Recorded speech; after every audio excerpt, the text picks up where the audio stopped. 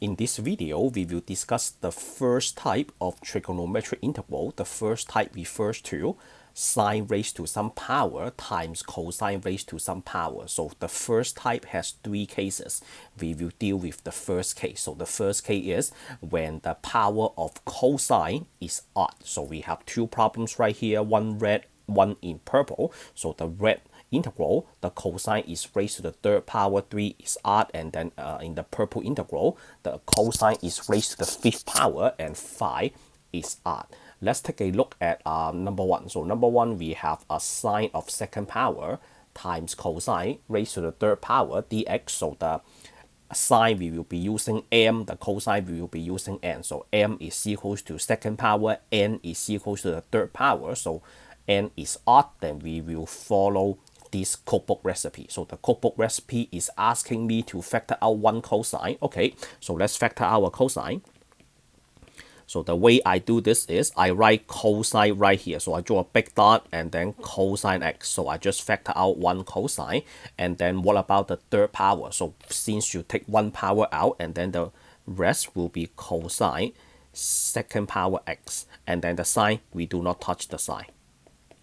Okay, so that's how we handle it. And I know if you look at the cookbook recipe, they have 2k plus 1, right? And then they have the 2 inside the parenthesis and then the k outside of the parenthesis. So in this problem, the k is equals to 1, right? So 2 times 1.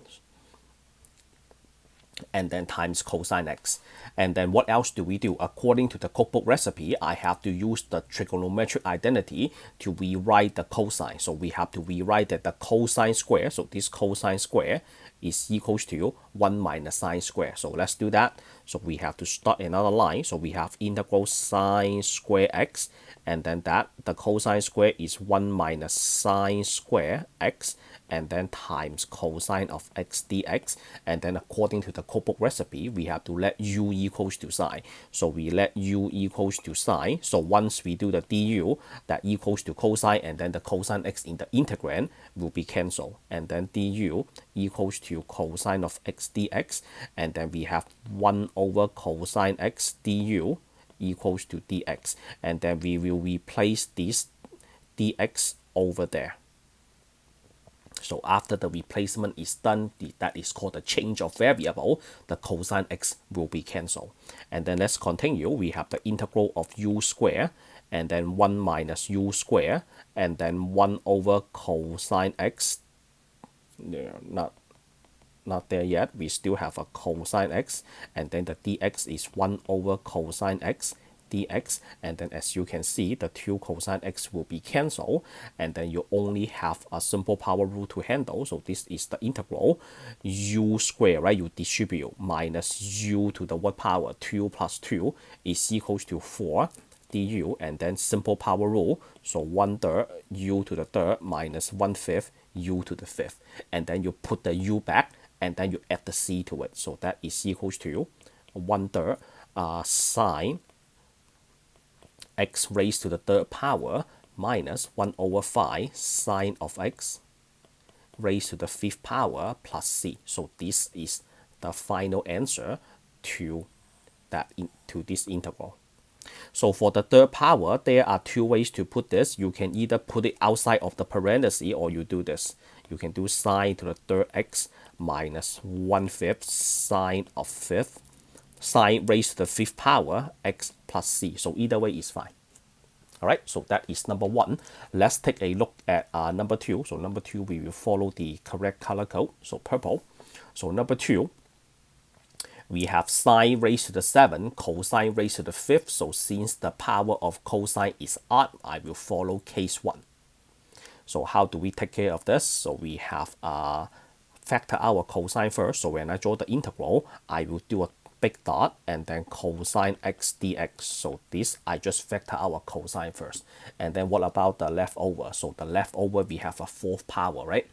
And then sine of 7x, we are not going to touch that. And then the fourth power, so according to the cookbook recipe, do you see that in the second line of integration, I have a cosine square inside the big parenthesis. So in here, I have a cosine square in this parenthesis. So do I still need more numbers? Yes, this is a cosine square, and then I factor out a cosine, so that is only third power, right? If you add it up, so that means I am looking for another square right here. So can I use some other number? Can I use some other numbers? The answer is no. The square, you raise the cosine square to a square. So when you put the power back, you have 2 times 2 equals to 4. The 4 plus 1 equals to 5. So that the 2 is the only option. All right.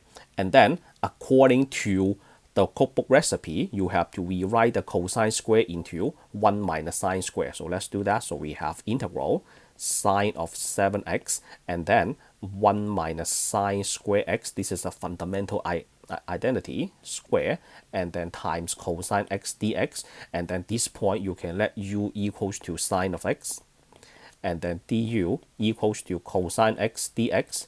And then you have 1 over cosine x du equals to dx, and then you do the change of variable, put the dx over there. And then you have u to the 7th power 1 minus u square, and then you raise the whole thing to the 2nd power, and then the cosine x is still there, but that will be cancelled in a minute, times the change of variable 1 over cosine x du. And then you can see that the cosine x will be cancelled, and then you check your work. So this is in du, so the u is the only variable in the integrand. And then this one you have to open up the square. So this is u to the 7th power. So open up the square. What do you have? Easy algebra, right? You have 1 minus 2u square plus u to the 4th power du, and then you distribute the 7th power. You have u to the 7th power minus 2 times u to the 7 plus 2 is 9. That looks like 7. 9, and then plus 7 plus 4 is 11, and then du. And then that is equals to 1 over 8 u to the 8th minus u to the 10, right? This will be 2 over 10, and then plus u to the 12, 1 over 12. And then you put the sine x back. So at the end of the day, you have 1 over 8, and then sine of x to the 8th power. This, let's reduce the fraction, 1 over 5 sine of x to the 10th power plus 1 over 12 sine of x to the 12th power. And then you do a plus c, and then that's it. This is the answer to the second integral. All right, I don't want to take care too many integrals in one video because that will make the video too long. That is the end of this video. If you think my instruction is helpful, let me know in the comment below. Like the video, share the video for me, subscribe to my channel if you haven't done so. I appreciate your help and support to the channel. See you all in the next video. Signing off for now.